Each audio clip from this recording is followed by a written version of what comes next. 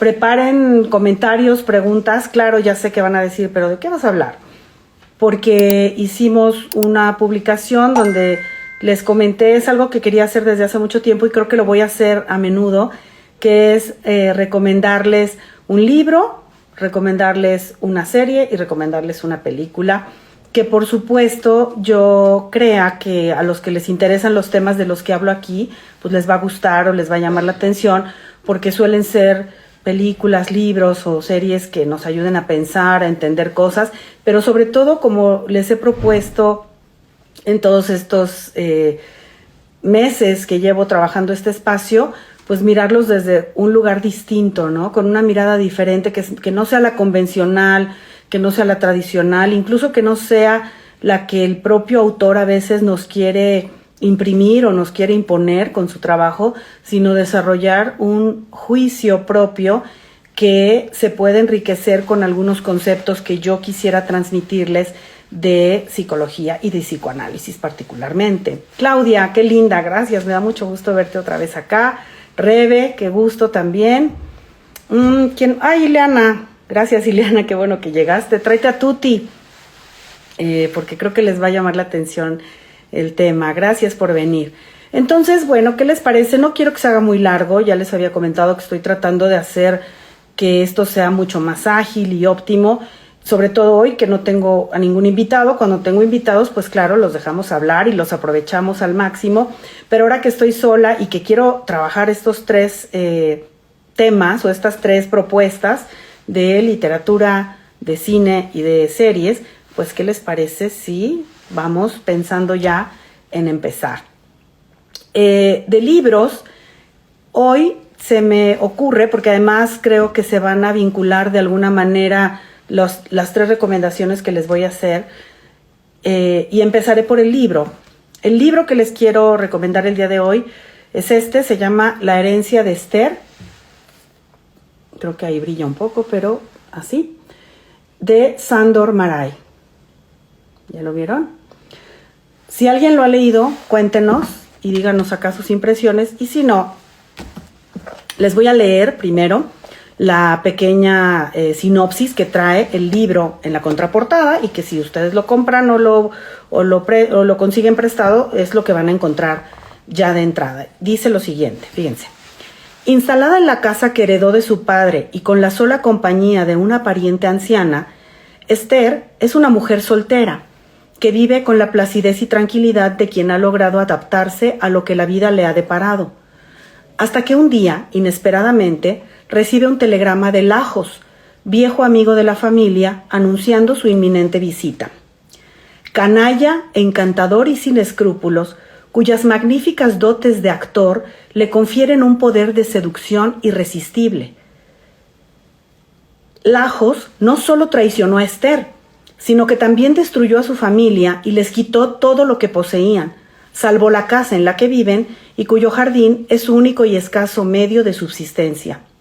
Ahora, tras una prolongada ausencia, Lajos regresa y Esther se prepara para recibirlo, conmovida por un torbellino de sentimientos contradictorios. Con la inevitabilidad del destino como eje central de la narración, la herencia de Esther se desarrolla de una forma totalmente inesperada y paradójica.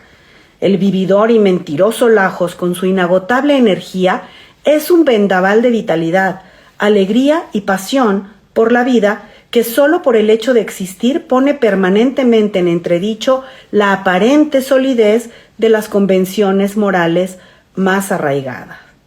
Escrita en 1939, esta novela es una pequeña joya que merece su lugar entre las mejores obras literarias del siglo.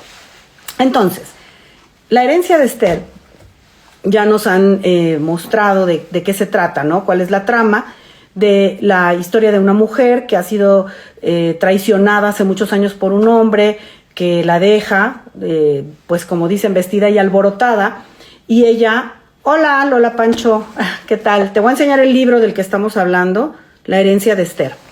Entonces, este hombre, con todo el cinismo del mundo, muchos años después, anuncia que va a visitar otra vez a esta mujer, a la que dejó tan devastada, y que les quitó, como nos comentan aquí en la sinopsis, le quitó a su familia dinero, tranquilidad, los puso a pelear, en fin, es un canalla, como dice, y sin embargo Esther se prepara emocionada para recibirlo de vuelta, y desde ahí uno dice, pero ¿por qué, no? Uno preguntaría, ¿por qué razón a ella le importa tanto que él vuelva si es alguien que se portó tan mal?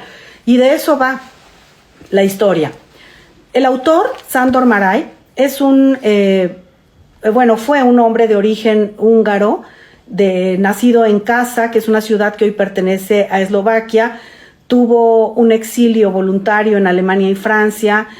Obviamente le toca la Segunda Guerra Mundial hasta que termina viviendo en los Estados Unidos.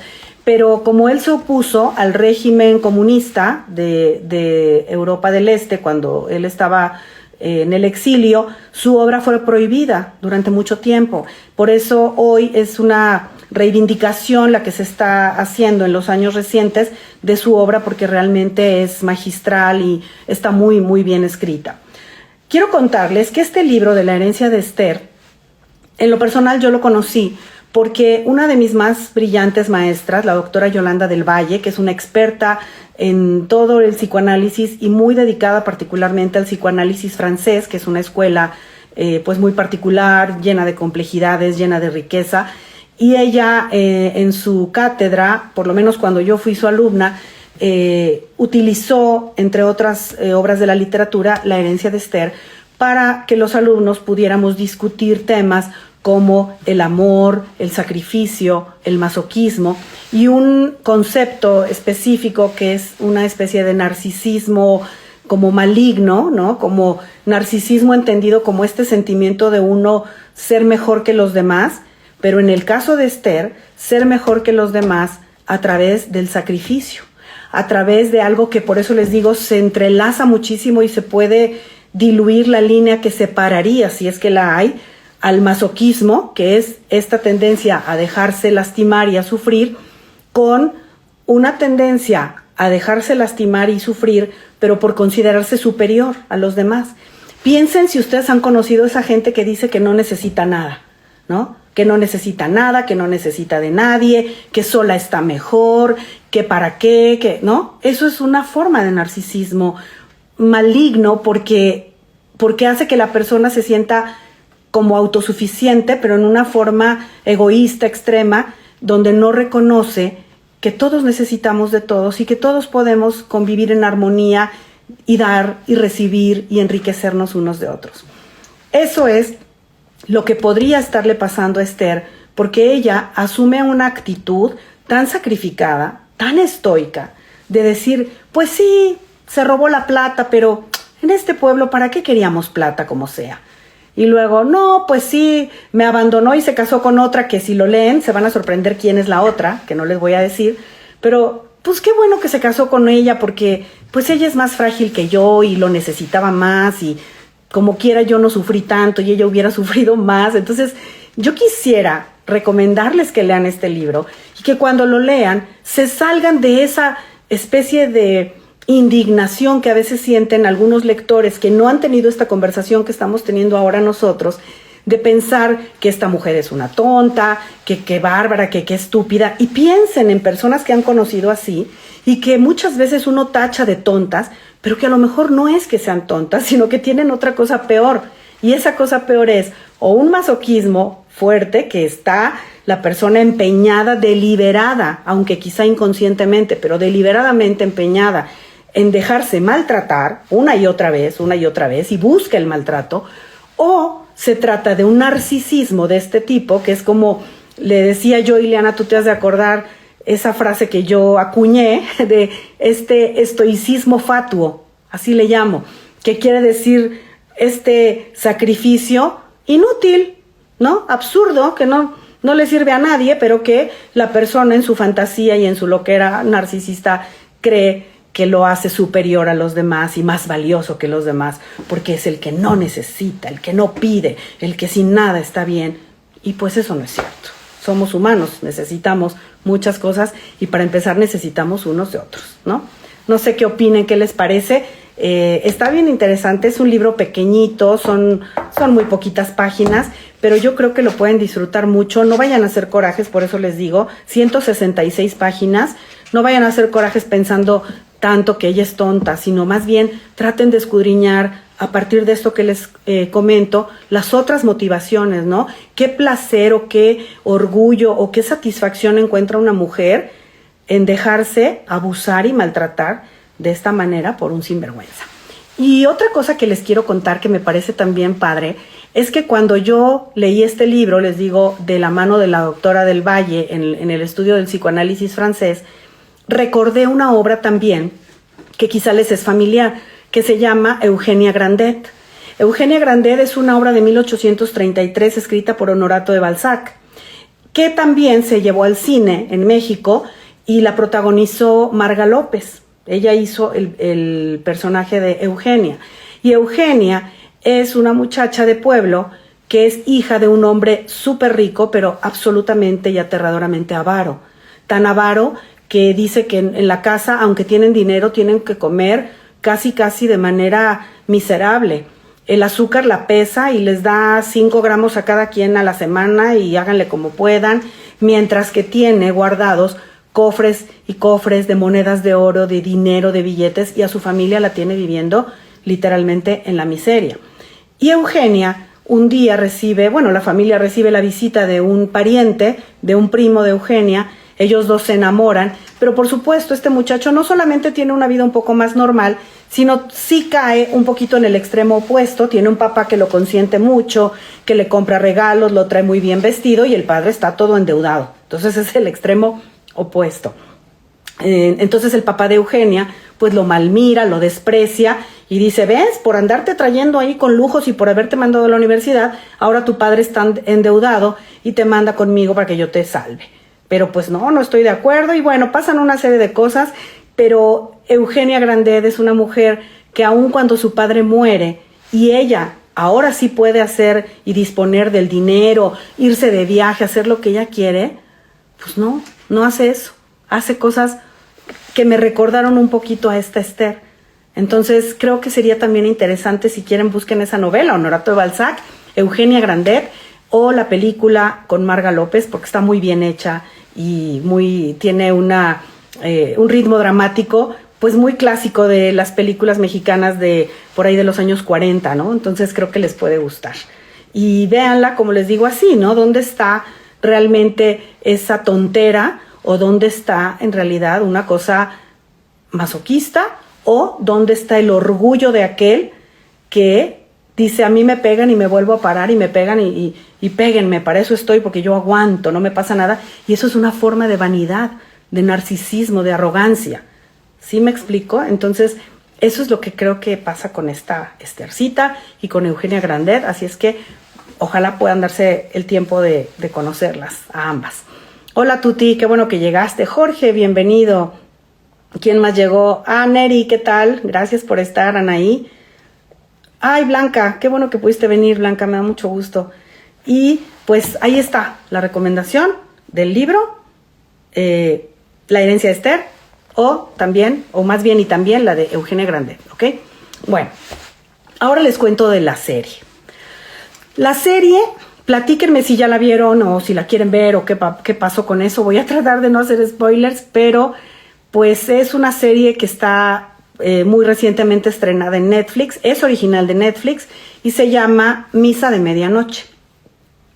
A mí me dijeron que yo cuando la empecé a ver, yo no quise leer nada, no quise saber nada, solo la quise comenzar a ver, y cuando me di cuenta que era algo que iba de misterio y de cierto terror, comenté y me dijeron: pues claro que es de terror, desde el momento en que se llama Misa de Medianoche, ¿acaso no te diste cuenta que es de terror? Y yo dije no, porque pues en la tradición católica existe una misa, ¿no?, en Navidad, que se llama Misa de Gallo y que es a medianoche. Entonces no necesariamente pensé que alude a una cosa macabra, sino a esta misa que siempre ha existido, o bueno, que existe desde hace muchos años, que es la Misa de Gallo.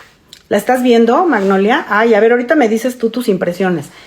Bueno, el caso es que esta historia, también les voy a leer un pedacito de sinopsis de lo que está también oficialmente publicado, que dice que es un relato ambientado en una pequeña comunidad isleña, aislada, donde las desavenencias existentes se intensifican con el regreso de un joven caído en desgracia y la llegada de un carismático sacerdote. Bueno, lo primero que yo diría es y lo digo un poco en broma, pero un poco en serio también, qué afán de vivir en islas aisladas, qué afán de vivir en pueblos casi casi fantasmas, qué afán de vivir en bosques abandonados, solitarios, ¿no? A mí se me hace un poco complicado. A ver, no sé, nos preguntan que si Misa de Gallo no es en Semana Santa. Yo tengo entendido que es en Navidad, pero aquí está alguien que nos puede ayudar. Tuti, ¿Misa de Gallo es en Semana Santa o es en Navidad? Dinos, por favor. Y ahorita te contesto porque yo, según sé, es de Navidad, pero ahorita le preguntamos a Tuti porque ella es catequista y sabe. O alguien más que sepa, pues díganos, ¿no? Bueno, entonces viven, pues, estos personajes en una isla que además ha venido a menos porque ha habido problemas ahí con la pesca por derrames de petróleo y hubo una explosión y entonces los pescadores la han pasado realmente mal y entonces el pueblo está como muy apagado, no les va bien económicamente, es muy chiquito, están muy solitos y aparte pues hay historias ahí un tanto dolorosas como la del joven que nos comentan aquí que cayó en desgracia, es un muchacho que se llama Riley, protagonizado por Zach Gilford, que él se había ido a la ciudad, había empezado a tener éxito económico, él no quería vivir en el pueblo, no quería ser pescador, y le empieza a ir muy bien, y esto pasa en los primeros minutos de la serie. Un día viene muy contento manejando en la ciudad, hay un accidente, y por culpa de él, que va alcoholizado, pierde la vida una jovencita, una casi niña.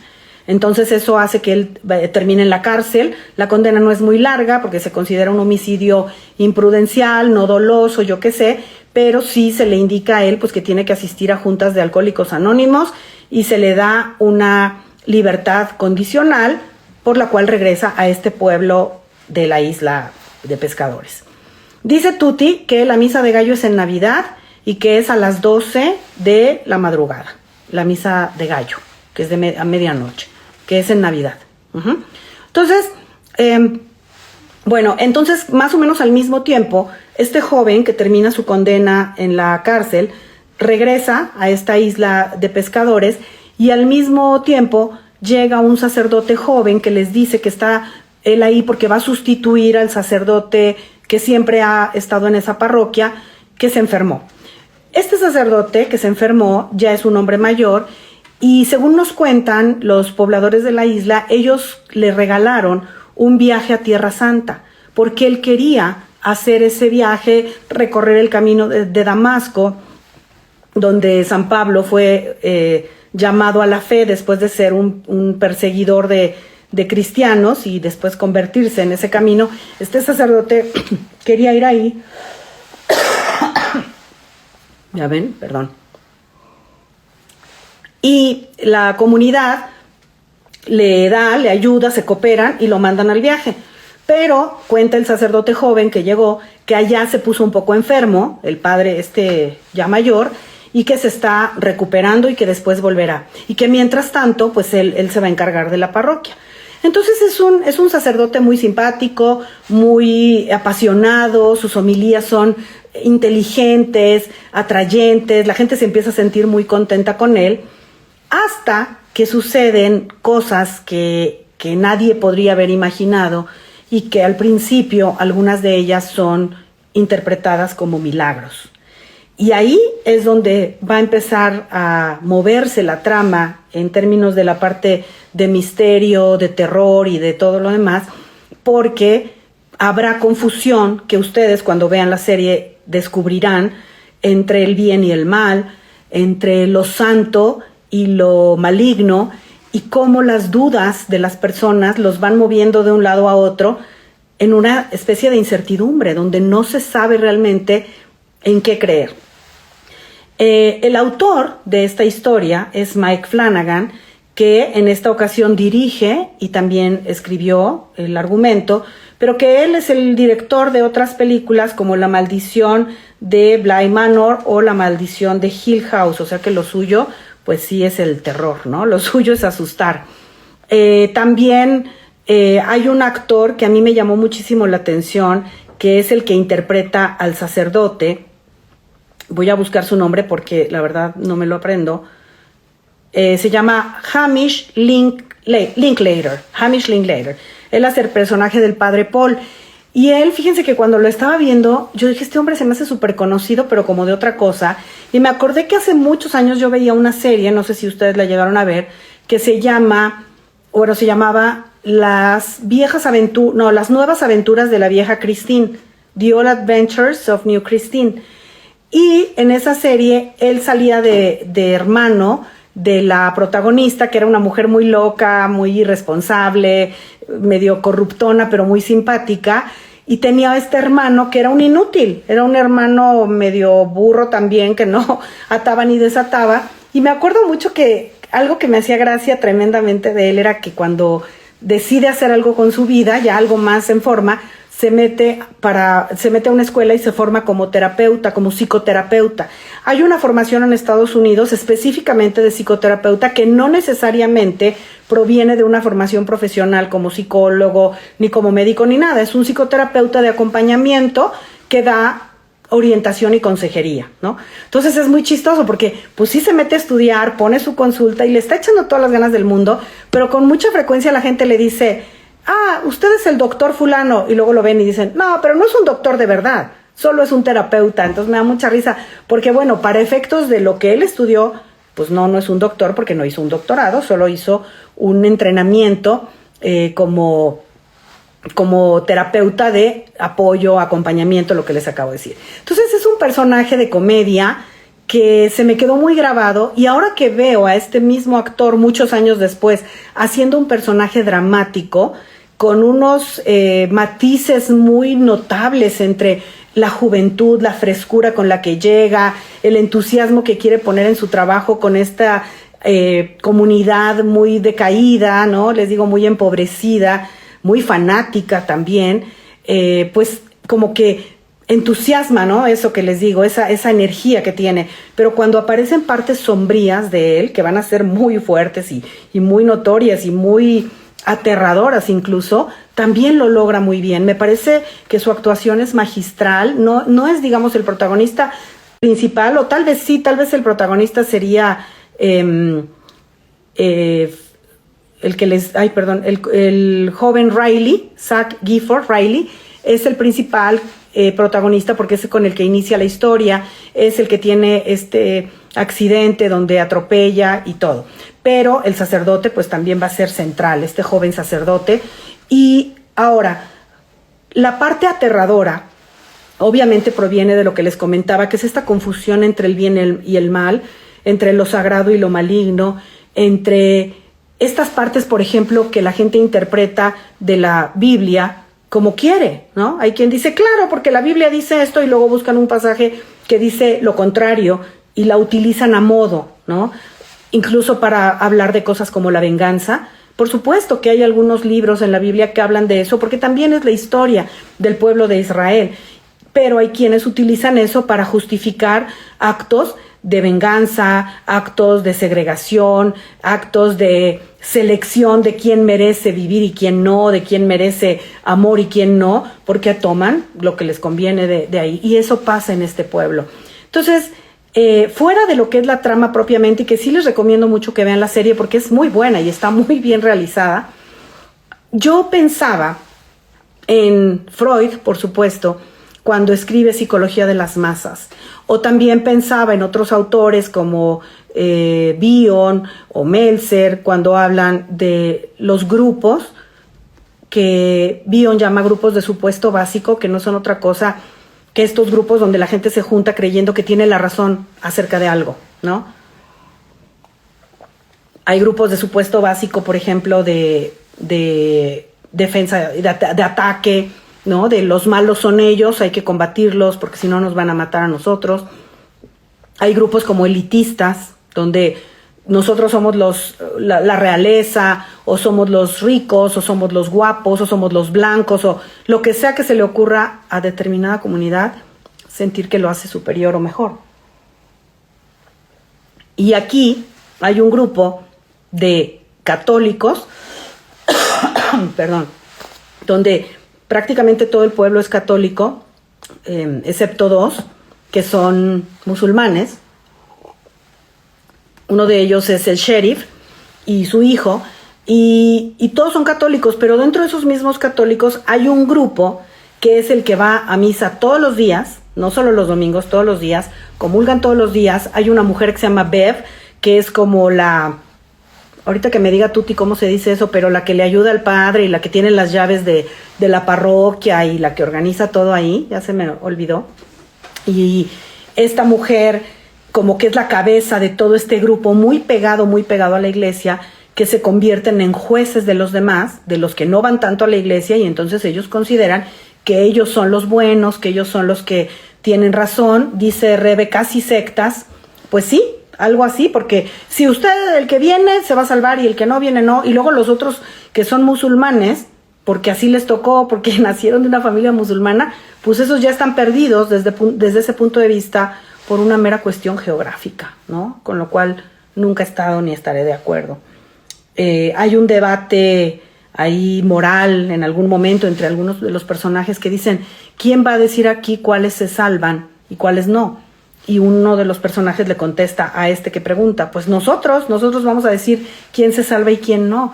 Y pues eso es absolutamente ridículo, ¿no? ¿Cómo puede un ser humano que está hablando además de cosas mayores o superiores a él, como son aquellas cuestiones que tienen que ver con la divinidad o un poder superior, cómo va otro ser humano a decir quién sí y quién no? En realidad no tiene cómo hacerlo, ¿no? También pensaba en pues los dilemas éticos de hacer lo que sea por lograr el bien de un ser querido, pasando por encima de muchos otros, ¿no? ¿Es eso válido o no? ¿Lo haríamos o no? ¿Por amor muy grande a alguien nos llevaríamos entre los pies a otros o no? Es fácil decir, claro que no, primero es el bien común, pero ¿será que a la hora de la verdad, si uno tuviera en sus manos un poder particular que le permitiera hacer algo que siempre quiso, salvarle la vida a alguien, curar de una enfermedad o hasta resucitar a alguien que se nos fue, a lo mejor se caería en la tentación, ¿no? Y decir, y ni modo, que se pierdan otros, pero yo logro lo mío. Entonces, creo que esa es una discusión muy importante y muy intrigante que se plantea en esta serie. No sé si quieran comentar alguna cosa. Me decía Magnolia que apenas la empezó, y que también, hola Cami, dice Magnolia que también ella pensó lo mismo, ¿no? De ¿por qué vivir en esas islas tan desiertas? Ya lo sé, pues porque la gente nace ahí, porque hay un negocio familiar, porque ahí te toca, pero me refiero que siempre que uno ve este tipo de cosas, que obviamente se habla mucho de que estas series de Flanagan tienen mucho de inspirado, por decirle de alguna manera, en las historias que escribe Stephen King, donde siempre, ¿no? Es un pueblo fantasma, una isla, un lugar donde no hay nadie. Pues sí, pero eso tiene todo el sentido del mundo, porque ¿dónde más podrían pasar cosas como esas si no en un lugar aislado, donde además ni siquiera, en este caso se ve mucho el uso de los teléfonos celulares, por ejemplo, ¿no? De repente aparece por ahí uno, pero no hay como mucho uso de eso, viven un poco detenidos en el tiempo, sin mucho más que hacer. La gente toma muchísimo, como pasa a menudo en los pueblos, no hay gran cosa que hacer más que pues, sentarse a tomar. ¿Qué más podríamos decir? Hay secretos que se tienen que revelar en algún momento y le darán otro sentido a lo que se percibe de la gente y por qué son como son o por qué hacen lo que hacen. El fanatismo llevado al extremo, como les decía hace un momento, cuando se cree que se tiene en el poder propio la única y absoluta verdad, lo cual siempre es un error, porque nadie la tiene, nunca. Uno hace lo que mejor puede con lo que mejor cree, ¿no? Pero nadie tiene eso y creer que se lo tiene y que eso le da derecho a uno a acabar con la vida de otros o a decidir sobre la vida de otros, pues es totalmente absurdo. Así es que creo que eso sería, en mi opinión, lo más interesante de la serie, fuera de lo entretenida y lo padre que es a los que les gusta el género del terror, pues sí, de repente empezar a entrar en estos momentos de suspenso, de miedo, pues puede ser muy atractivo, ¿no? Hay una figura macabra por ahí, que les digo, no les voy a decir qué ni nada, pero está muy bien lograda, o sea, sí la ve uno y da miedo, está muy bien diseñada. El tono, la música, la iluminación, todas esas cuestiones técnicas me parece que están muy bien llevadas, las actuaciones no hay ninguna duda, se las recomiendo mucho. No sé si alguien quiera mencionar algo al respecto. Camila, ¿tú no la has visto? Misa de medianoche. Dice Vicky, tanto las novelas como la serie suenan bien. Sí, a mí está bien, Vicky, si quieres vela, porque sí está padre, está entretenida. Algunas personas me han dicho, pero eso no lo puedo comentar mucho porque pues sería ahí sí spoiler, pero bueno, no algunas personas. Hoy una persona me dijo que le pareció que el final no estaba muy bien logrado, pero si ustedes la ven y después me quieren comentar, lo podríamos hacer, ¿no? Después, a lo mejor en un mes que ya no esté tan de estreno. Porque el final, una parte del final es un tanto precipitada, si la vemos así, pero habrá que ver qué opinan ustedes, ¿no? Ay, hola moza, ¿cómo estás? Qué gusto me da verte otra vez por aquí. Qué linda. Ay, Mariana, ya llegaste, qué bueno. Blanca, ¿de terror no ves nada? No, sí vela, porque ¿sabes qué? No está tan de terror así como de... no, es más como psicológico, es lo que te digo, y como más interno, es más del asunto de las emociones del ser humano, de los valores del ser humano, y ahorita les voy a decir cuando les hable de la película por qué se me ocurrieron estas tres cosas hoy juntas. Dice Diego, yo que soy muy especial e ideático para las series, sí la recomiendo, ¿verdad que sí? Sí, vela, Blanca, no es de miedo así como del Exorcista, es de otra cosa. Y vela de día, para que no te dé tanto miedo. Bueno, y pensando en eso, pues justamente hablaba yo hace rato de la herencia de Esther, de esta novela, y les decía, ¿no? Que cuando uno dice, esta pobre mujer tan sufrida, o esta mujer qué tonta, uno podría perder de vista que a lo mejor existen otras motivaciones egoístas en ella, ¿no? Y se deja sufrir porque así se siente superior y se siente santificada y sabrá Dios qué, ¿no? Por eso les decía. Acá también, en este pueblo, estas personas que están muy metidas en la élite de los que van a la iglesia a diario, también algunos, no todos, porque hay una niña que es un encanto ahí, una jovencita que sufrió un accidente horrible y ella sí tiene de veras fe y va con toda su devoción a la iglesia, pero hay otros que no, que van nada más porque creen que si entre más vayan, más buenos son, aunque hagan maldad y media y majadería y media, ¿no? Y además, lo peor de todo que siempre yo veo es que desprecian a los que no hacen lo mismo que ellos. Y entonces dicen, nosotros somos los buenos, nosotros somos los santos, mira aquellos qué feos, como los fariseos, ¿no? Dice la Biblia. Entonces, creo que ahí vemos, tanto en la novela como en esta serie que les estoy comentando, que las cosas no son nada más blanco o negro, que no somos buenos o malos nada más, o que cuando parecemos buenos a veces somos peores. Entonces, hay que ser observadores, hay que ser honestos, hay que ser genuinos para verdaderamente entendernos unos a otros y saber por qué hacemos las cosas. Si de veras somos tan buenos y tan nobles y tan sacrificados, o si vemos más bien por nuestra imagen o nuestra conveniencia o por nuestro deseo de creer que somos mejores que otros, porque eso nunca es así. Y por último, si ya no quieren comentar nada de la misa de medianoche, les cuento de la película que les quiero recomendar. Miren, libro viejo, 1939, pero buenazo. Serie nuevecita, estrenada en Estados Unidos, por lo menos, en septiembre del 2021. Película viejona, pero la tienen que ver si no la han visto. Y la recomiendo porque me vino a la mente luego de ver esta serie. La película se llama El Ángel Exterminador. Si alguien ya la vio, dígame. Yo sé que tú la viste, Ileana. ¿Tuti la vio o no? O sí, ¿verdad? Tuti la vio y dijo que se había quedado muy consternada. Miren, es una película de Luis Buñuel. Para quienes no les es familiar, pues Luis Buñuel fue un director de cine español que pues tuvo problemas en su país durante la época de la Guerra Civil y entonces terminó haciendo muchísimo de su cine en México. Es un director de culto. En México fue muy querido y muy venerado por personas como Silvia Pinal. Silvia Pinal, que tenía a su esposo que se hizo productor de cine por ella y entonces juntos trabajaron con Buñuel. Dice Claudia, peliculón, y dice Rebe, yo la vi, buenísima, ¿verdad que sí? Entonces es una película que yo no sé si hay manera de que yo les pueda hacer un spoiler, por la simple y sencilla razón de que no la puedo ni describir.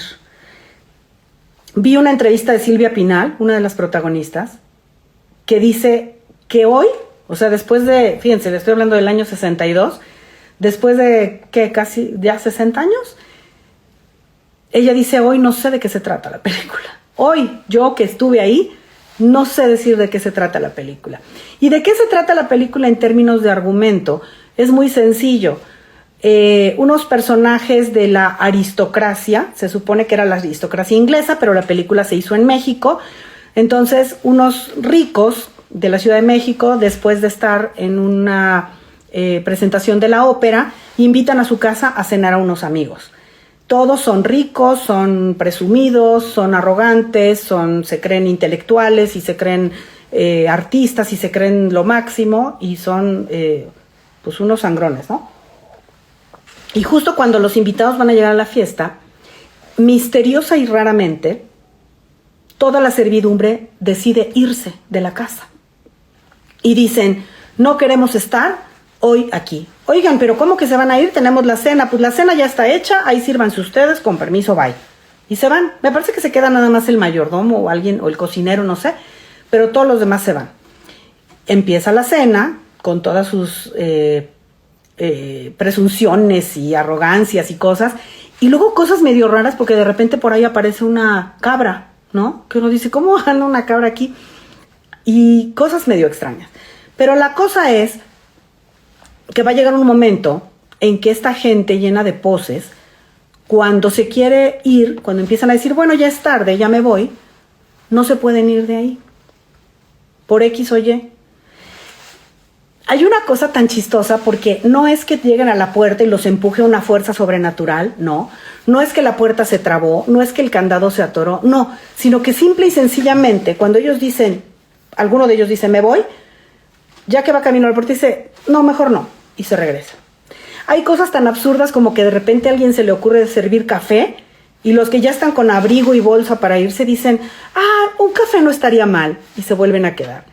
Pero al mismo tiempo asumen que hay algo que no los deja ir, aunque son ellos mismos los que una y otra vez simplemente no se salen. Y nadie entiende qué es lo que está pasando y por qué. Pasan días, se empiezan a desesperar, pero no saben cómo salir, y empiezan a oler mal, y empiezan a hacer barbaridad y media. Y entonces dice Rebe de Grupo Día que a la Triste dijo que a la Triste fue el productor, que era esposo de Silvia Pinal, que era una parálisis de la voluntad. Sí, puede ser, porque lo acabo de decir, ellos no se van porque no se van, pero no hay un algo que los detenga, ¿no? Entonces, como si su propia voluntad estuviera detenida, pero ¿por qué? ¿No? ¿Por qué? Y la cosa interesante es que empiezan a mostrar su verdadero yo, su yo salvaje, su yo corrupto, su yo aprovechado, su yo lujurioso, su yo abusivo, su yo cruel, ¿no? Empiezan a decir, maten a aquel y péguenle al otro, y se van y se meten al baño a tener relaciones sexuales unos, o sea, una bacanal, un desastre, una cosa horrible de esa gente que se creía la muy. Dice Diego, si no me equivoco, mucho de su cine está inspirado por el surrealismo. Absolutamente, es una película surrealista tal cual, y justo por eso no puede ser explicada. Justo por eso, por ser surrealista no se puede explicar, pero sí se pueden rescatar ciertas ideas y ciertas imágenes de las cuales a mí me gustaría compartirles estas que les digo.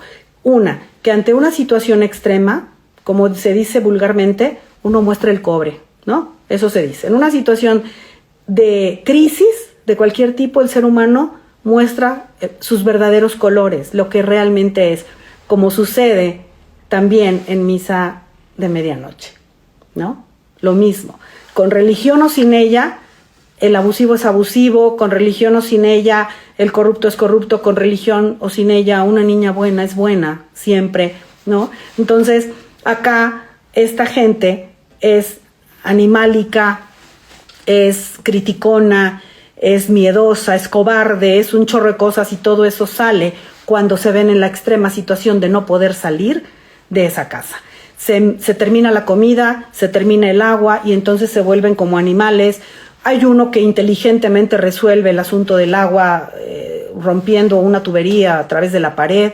Ahí aparece una cualidad. Dentro de una crisis aparece la inteligencia de el agua pasa por acá, rompamos el tubo y saquemos agua. Aparece algo bueno, pero aparecen muchas cosas malas, muchas cosas feas. Es una crítica de esa sociedad que se cree tan superior, pero que a la menor provocación, porque son 3, 4 días los que pasan, se convierten tal cual en bestias. Eso es lo que yo vería.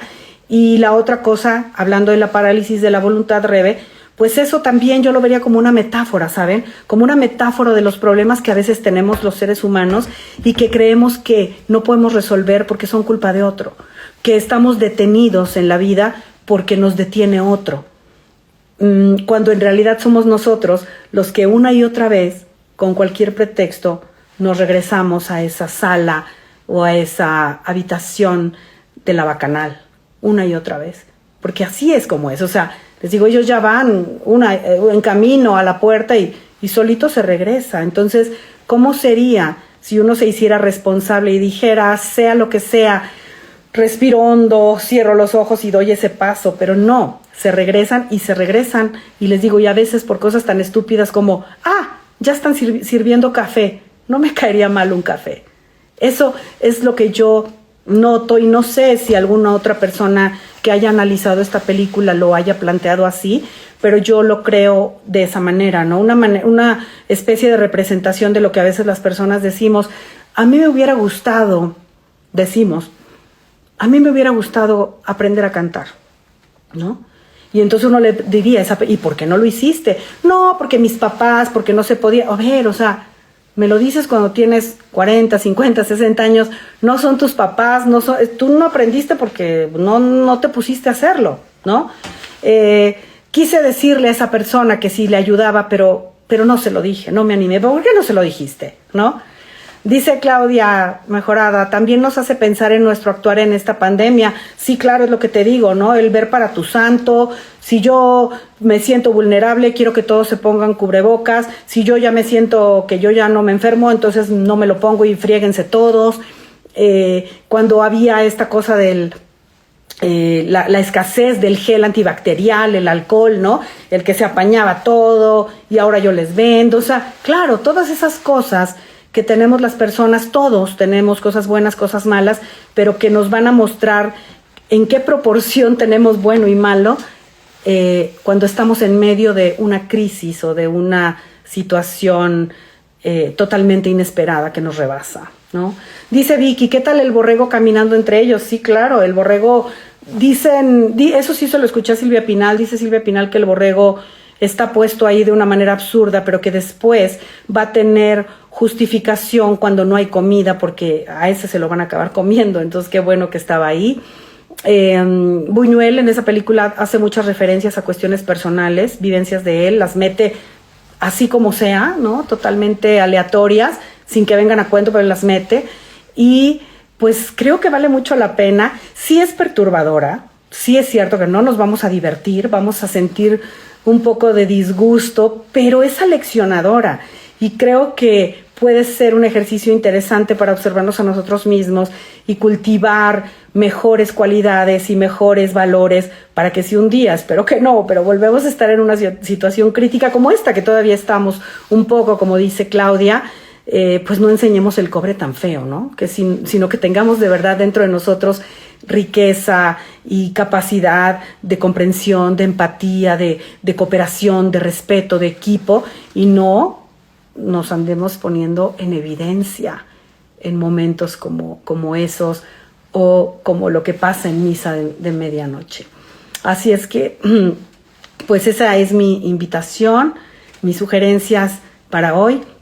Oigan, cuéntenme, compártanme, platíquenle a sus amigos de estos espacios para que pues se diviertan, ¿no? Y la pasen bien con nosotros, propónganme temas. Aquí tienen un espacio para comentarios, aunque la transmisión termine, ustedes síganme comentando cosas que se les ocurran después, cosas que les gustaría que hablara más adelante. Si ven la serie y quieren comentarme, pónganmelo aquí, oye, ya la vi, me pareció tal, o se te pasó tal, y hagamos de este un espacio cada vez más rico y cada vez más útil para pensar, y no nada más digerir o deglutir las cosas así como creemos que están, sino ir un poquito más allá. Les agradezco su compañía como siempre y los veo el próximo jueves. Gracias.